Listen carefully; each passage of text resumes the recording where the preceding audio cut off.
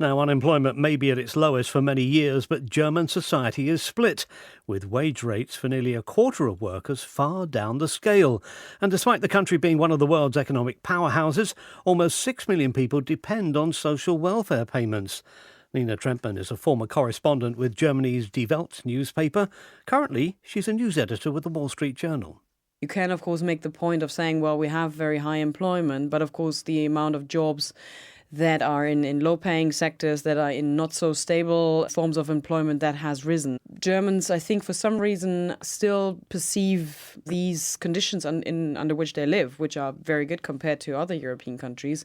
People do feel that there's some sort of sense of the fear of losing some of that, and then being some sort of in a sort of position where they have to defend themselves. And that's, of course, something which a chancellor has to address, especially if it's a chancellor that has been in office for quite a number of years. And so Mrs. Merkel has been in office since 2005. So, of course, everything that is now there, she has to take responsibility for it.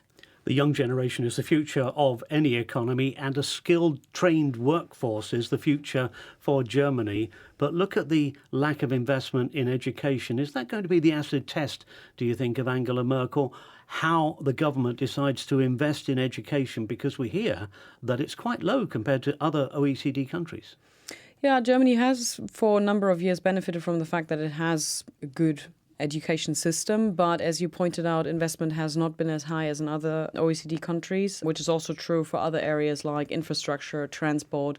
So Germany has lived off a good reputation and also good structural basis, but on the education side, we definitely need to see more investment and also more radical reforms in terms of how the curriculum is structured. It brings a bit of a challenge because education is not something which is done on a federal level, but which is mostly done on a state level. And so the interference from Berlin is so limited just because they always have to rely on the states agreeing to what Berlin wants. Nina Trentman from the Wall Street Journal.